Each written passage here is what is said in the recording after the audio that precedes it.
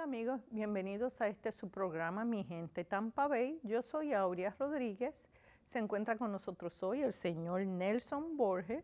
Él es investigación de la Comisión para la Igualdad de Oportunidades en el Trabajo, o mejor conocido como la EEOC. Bienvenido, señor Nelson, por estar con nosotros hoy. No, muchas gracias por tenerme aquí hoy, el día de hoy. Sí. Gracias por sacar de su tiempo para estar aquí. Yo sé que usted es investigador de esta comisión, así que debe estar siempre bien ocupado, visitando y verificando todas esas querellas y toda esa información. Así que vamos a empezar a hablar un poco. ¿Qué es esta comisión? El porqué, el objetivo de esta comisión. La Comisión para la Igualdad de Oportunidades en el Empleo de los Estados Unidos es una agencia federal que se dedica a erradicar el discrimen en el empleo. Está creado bajo el título 7 de la Ley de Derechos Civiles de 1964, que crea la comisión para velar por el cumplimiento de esas leyes. De las leyes federales antidiscriminatorias. Y entonces, estas oficinas están en todos los estados, en todos los condados. ¿Qué áreas cubren? Ahora mismo cubrimos todos los Estados Unidos, son los 50 estados y Puerto Rico. También hay oficinas en las Islas Vírgenes y en Santa Cruz. En esta área cubren el condado de Hillsborough, cubren otros condados, ¿cómo? Nosotros tenemos una oficina de distrito en la ciudad de Miami y nosotros estamos aquí en Tampa y nosotros cubrimos parte del estado de Florida, menos el área de lo que conocen en inglés como el Panhandle. El área esa no la cubrimos, se la cubre de la oficina de Birmingham, Alabama. Nosotros cubrimos la parte central de Florida hacia el norte, en conjunto con la oficina de Miami. Y entonces, usted como investigador, ¿cuál es su trabajo? Mi trabajo es recibir las querellas y hacer entonces las investigaciones correspondientes y las indagaciones para verificar, número uno, si la persona lo que está planteando tiene un caso para poder nosotros investigarlo. Y segundo, el patrono también tiene derecho bajo el debido procedimiento de ley para exigir las defensas por las cuales él hizo lo que hizo con el empleado. Muchas veces puede pasar que no lo contrató, pero a lo mejor existen unas acciones legítimas por las cuales no lo hizo. Pero para nosotros tenemos que investigar eso porque la persona cree en su esencia de que le violentaron sus derechos, que discriminaron por razón de su raza o color, origen nacional, su discapacidad, o en represalia porque se quejó sobre un acto discriminatorio y el patrono también tiene derecho a defenderse. Así que usted tiene que ver, después que han puesto una querella, usted tiene que ver las dos partes, tienen que hablar con las dos partes, ¿verdad? Eso es correcto. Y entonces, si ustedes ven que hay algo que es verdad, lo que una de las partes está exponiendo, entonces abren un caso, no sé cómo que le llaman, un proceso, pero tienen que ver todas las partes, ¿verdad? Exacto. Primero. Vamos a hablar un poco de las leyes, como usted mencionó, estas primeras leyes fueron en el 1964. Vamos a hablar de la séptima, ¿verdad? De la séptima. Es el título 7 de la Ley de Derechos Civiles del 64, que es la que tiene mayor amplitud porque cubre los casos de discriminación de raza, color, sexo, origen nacional y la represalia, que en todos los estatutos, como usted va a ver, tiene la represalia, que significa que nadie puede discriminar en términos de la persona por haberse quejado de un acto discriminatorio. Porque existen otras leyes, está también la Ley de Igualdad Salarial que protege tanto al hombre como a la mujer de que por igualdad de trabajo, por ejemplo, estamos haciendo este tipo de trabajo que hacemos usted y yo aquí, que sea en igualdad de salario, que me estén pagando exactamente lo mismo y que no discriminen porque yo soy hombre o usted es mujer. ¿Cuándo es esta ley? Esa es la Ley de Igualdad Salarial de 1965. Así que empezó más o menos para el mismo tiempo de la ley mayor, que es la séptima. Yo le digo que yo no pensaba que esta ley era, había empezado por ese mismo tiempo, de 1963. Y todavía, ¿cuántos años después? 50 y pico años después, todavía estamos hablando y discutiendo alguna de estas leyes.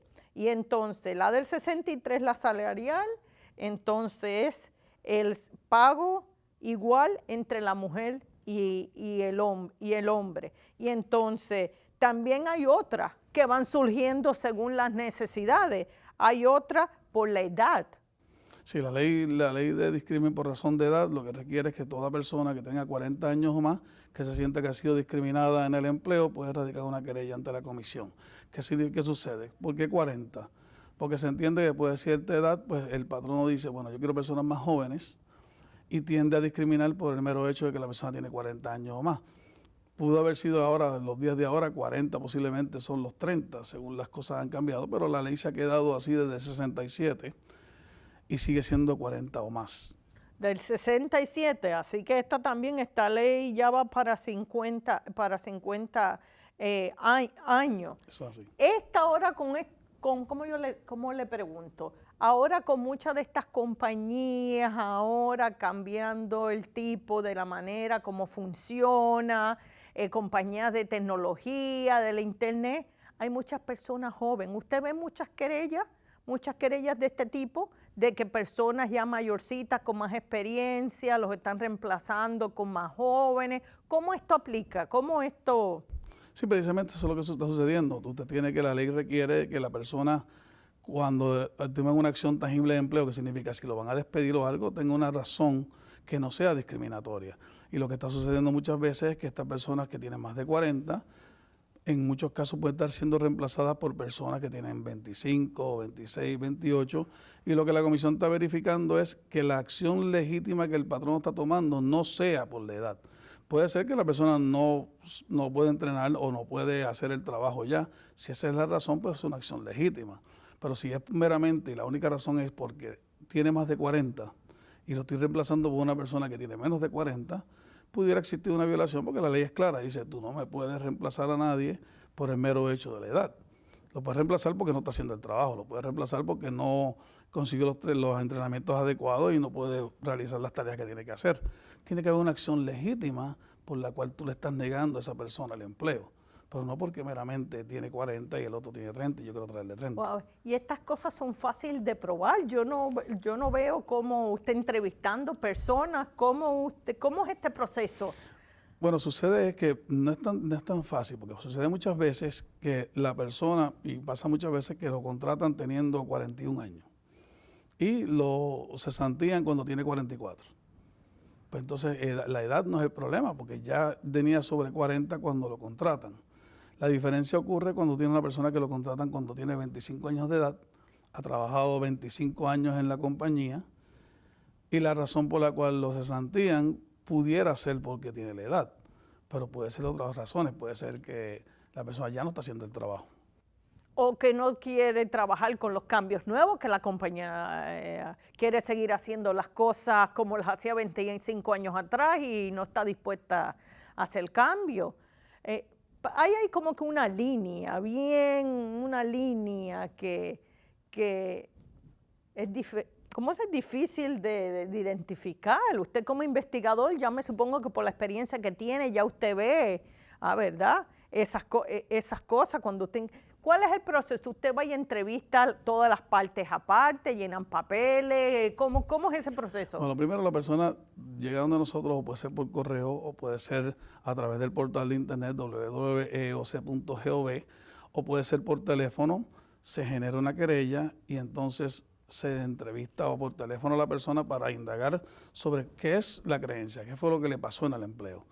Si decide radicar la querella, entonces el patrono tiene derecho a presentar tus defensas. Su parte, ajá. O sea, una vez el patrono presenta sus defensas, entonces la comisión hace una indagación independiente, que significa la entrevista de testigos, si es que los hay, porque muchas veces es nada más prueba documental, pero puede haber prueba testifical que puede ser los testigos que la persona entiende le pueden ayudar a probar su caso, o cualquiera otro que yo como investigador pueda identificar que me pueda ayudar a mí a aclarar qué fue lo que pasó. porque muchas veces las partes van a traer testigos que le convienen a cada cual. Ajá. Pero nosotros tenemos la labor y el deber de verificar testigos que no estén con ninguna de las partes, que se puedan identificar para yo saber qué fue lo que ocurrió. Sí, que yo digo y tú dices, tiene que haber algo más concreto, ajá, que pueda probar.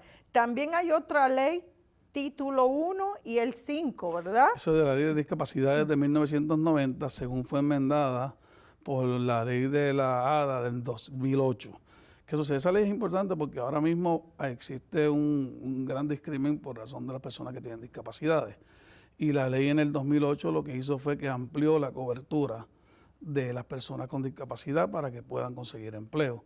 Porque muchas veces el problema es el acomodo razonable. El patrono no quiere acomodar a las personas pues porque le cuesta mucho.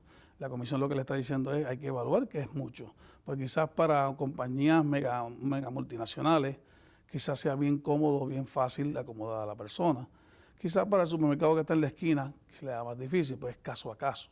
El acomodo razonable en la ley de discapacidad es un poquito más difícil. ¿Por qué? Porque la persona puede tener la discapacidad, pero puede seguir haciendo las funciones del trabajo.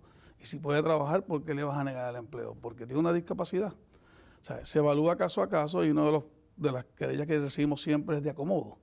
La persona pues está trabajando, le sucede algo que constituye un impedimento de movilidad, o puede ser de vista, de visión, puede ser de diferentes ramificaciones. ¿Y qué hacemos nosotros? Le decimos al patrón, ok, trata de entrar en un proceso con esa persona de verificar qué está pasando, qué es lo que tú necesitas y cuánto me va a costar. Porque obviamente el costo es bien importante para las empresas, porque obviamente si tengo que acomodar mucha gente es un problema de costo. Pero ellos tienen la oportunidad de demostrarle a la comisión que estoy haciendo todo esto y que la persona sí la puede acomodar, o si no la puedo acomodar, pues, ¿qué otras cosas puedo hacer? Obviamente no tengo que crear una posición nueva, no tengo que hacer, como decíamos en mi tierra, malabares para tratar de acomodar a la persona, pero por lo menos entrarle a un diálogo y ver qué yo puedo hacer, porque una persona que trabaja bien, caso de ejemplo, tú tienes personas que llevan 20 años trabajando, sufren una lesión que se convierte en un impedimento. ¿Cómo yo como patrono puedo acomodar a esa persona? Porque es una persona que me produce. Porque obviamente es crítico que tiene que seguir haciendo las funciones esenciales del empleo. El hecho de que tenga el impedimento no significa que no vaya a trabajar. Y en esa ley pues, es un poquito más complicada porque va a ser dependiendo de los hechos que tenga cada individuo. Cada caso, cada empleador, Y entonces, me da curiosidad, ¿esta ley no vino hasta el 1990? ¿O habían otras leyes establecidas? No. No, según mi mejor conocimiento, la ley es en el 90 por la necesidad de que las personas, precisamente, ocurre por la ley de compensaciones del empleo. Acuérdese usted tiene que las personas que se lastimaban en los trabajos, pues había una cubierta para ellos, un seguro para eso. Pero ¿qué pasa cuando regresan a trabajar? Todavía posiblemente tienen el impedimento o tienen la discapacidad. Entonces el patrón no quería emplearlo porque ya no es lo mismo que antes. Y ahí es que surge la ley, ante la necesidad de que, porque la persona tiene que ganarse su dinero para poder sobrevivir. Entonces, las ayudas a veces no son suficientes. Pues entonces, para poder trabajar, se crearon estas leyes para protegerlo. Si tú puedes hacer el trabajo, te deben emplear. Pero me quedo sorprendida que esta ley como 25, 26 años solamente. También hay otra ley de derechos civiles de 1991. Sí, porque esa lo que hizo fue que le dio la oportunidad a los reclamantes para poder cobrar en los remedios de ley. Porque, por ejemplo, antes, sí, había violaciones, pero ¿cómo yo recobro? Por ejemplo, la paga atrasada, beneficios, indemnización. Pues la ley 91 lo que hizo es que le provee un remedio legal y un remedio monetario a los reclamantes que antes no tenían. Claro, todas estas leyes se han hecho viendo la necesidad y los casos que han habido y los casos grandes que han tenido que ir a corte, grandes que han traído cambios. Ajá. Correcto. La título 2. Eso es la ley de información genética. Esa es una ley nueva que se crea a la margen de la ley de discapacidades. ¿Por qué?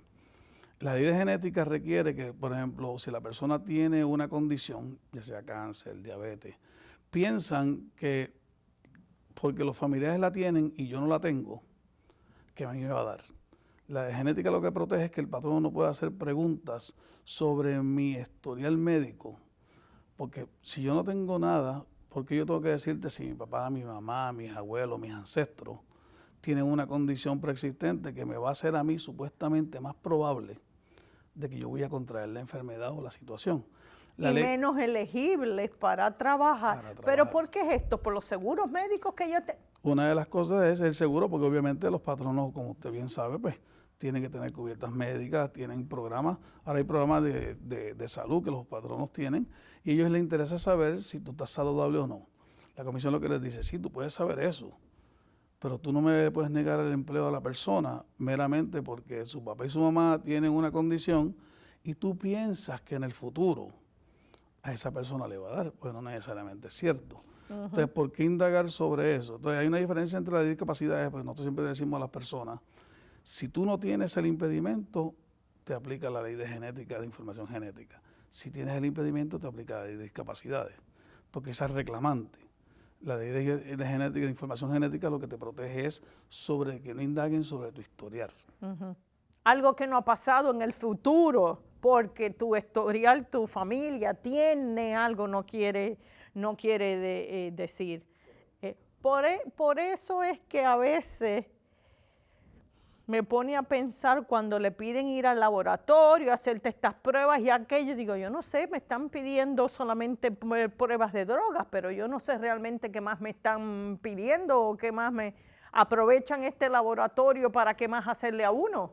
Bueno, una de las cosas que la ley prohíbe es eso mismo. O sea, si es para hacer drogas, es para eso. Si es para otras cosas, pues...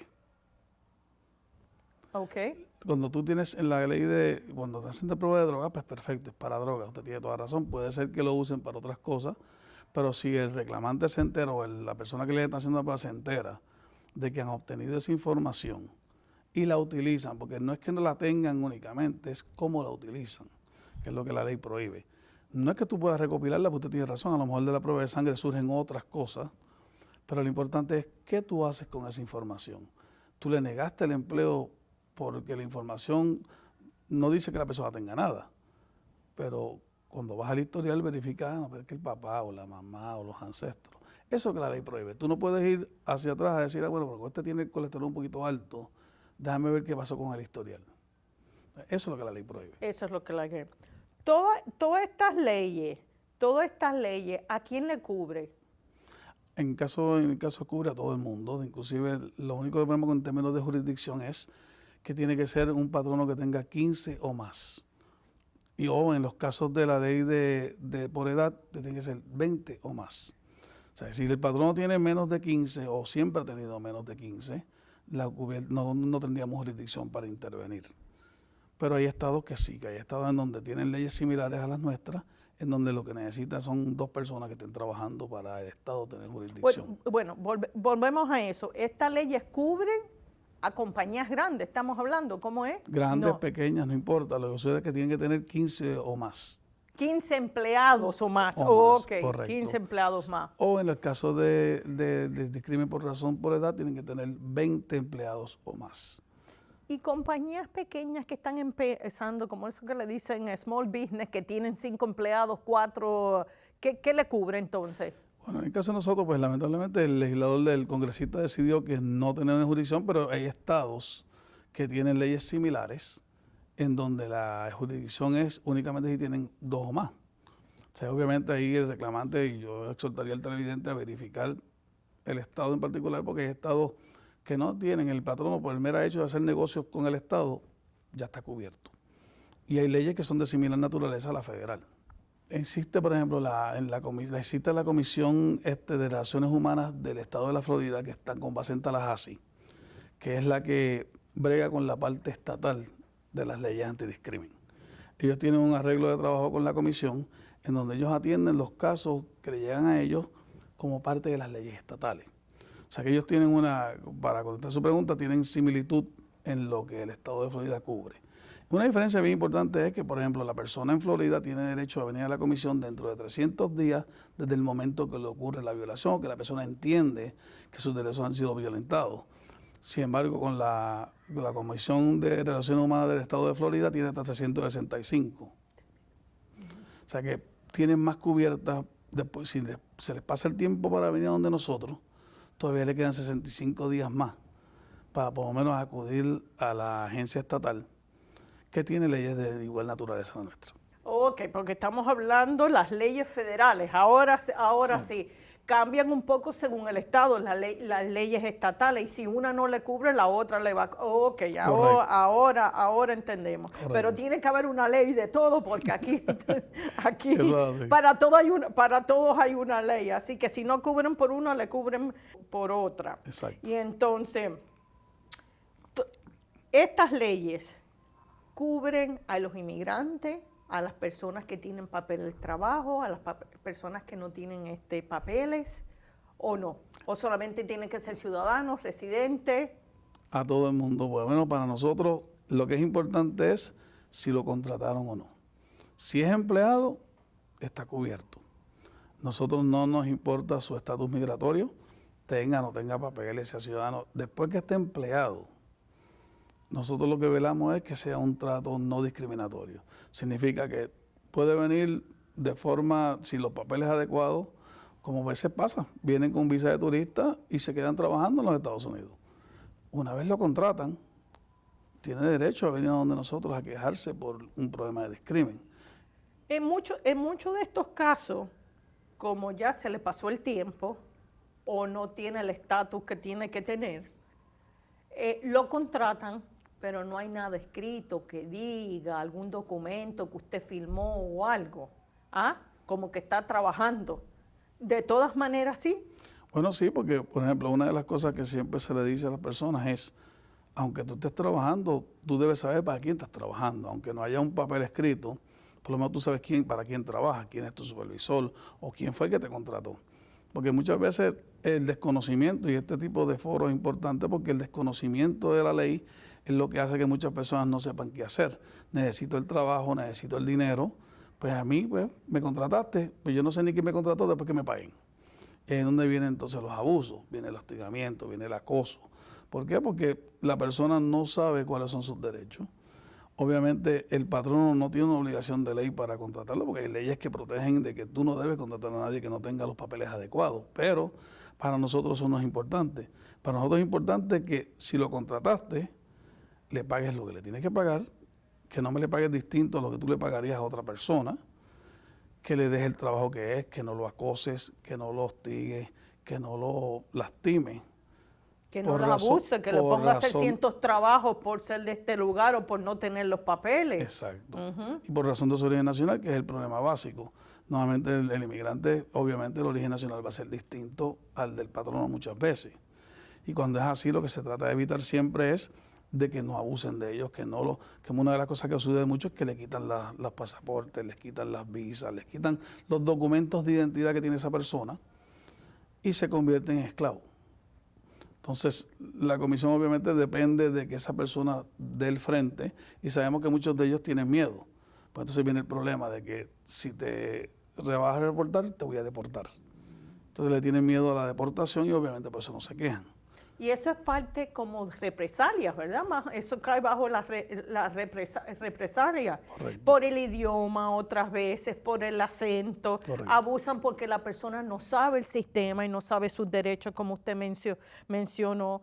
Le quitan los papeles o no le pagan lo suficiente o viven en este lugar y le sacan dinero y todo de esto y entonces tiene que seguir trabajando y viviendo ahí. Todo eso es parte de abuso. Y cualquier persona, no importa la situación, qué sé yo, que trabajan en factoría, los trabajadores agrícolas, todas estas personas pueden llamar y darse una queja, hacer una queja, ¿verdad? Claro que sí, si tú te sientes que estás discriminado, el número de nosotros que es el 1-800-669-4000, eso es nuestro centro de llamada. Inclusive hay uno en Tampa que es el que cubre la región del sureste de todo Estados Unidos.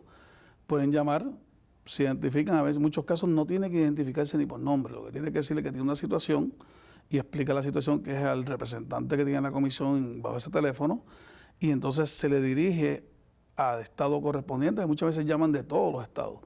Entonces lo que se le ubica es cuál es la oficina de la EOC que tienen que acudir. Que tienen que acudir. Bueno, ya no los que quedan son 3 o 4 minutos.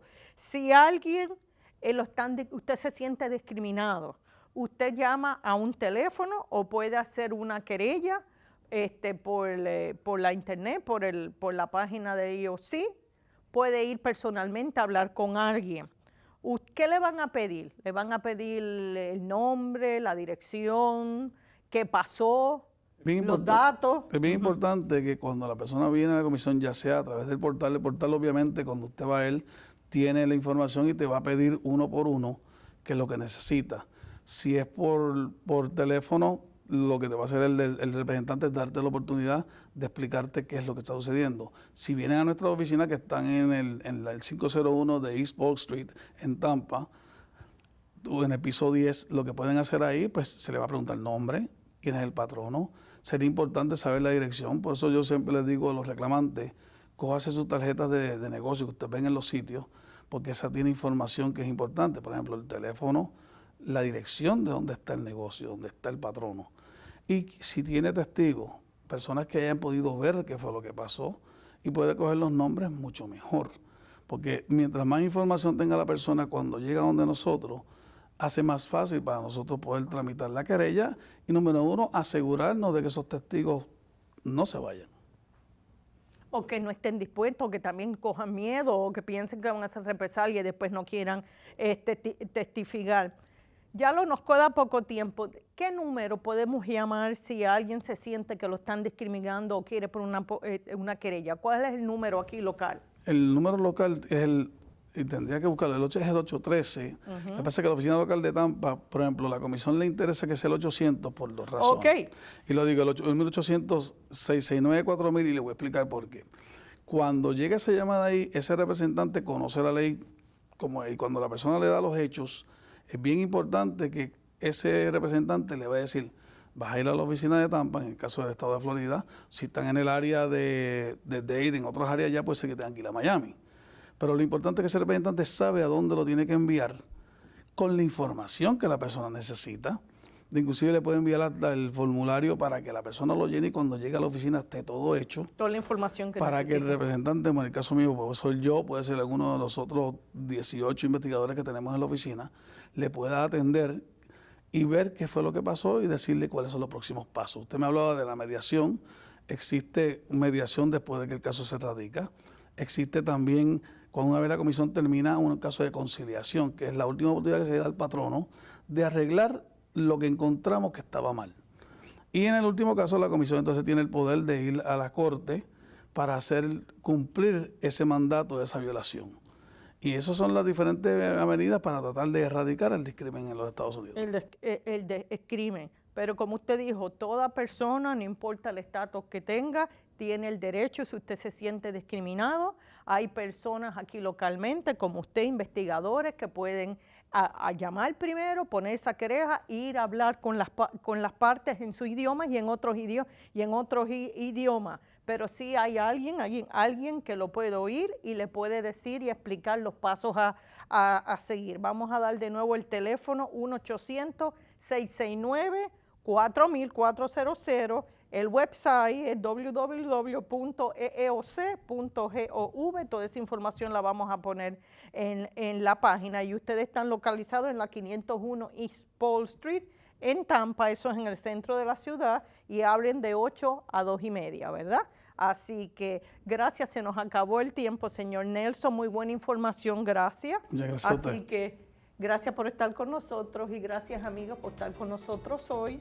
Como siempre, yo soy Aurea Rodríguez y este es su programa Mi Gente Tampa Bay. Gracias, amigos, que pasen buen día. Gracias por estar con nosotros. Gracias, Nelson, por estar con nosotros. Muchas gracias. Gracias por estar con nosotros hoy. Muchas gracias. Muchas gracias a ustedes.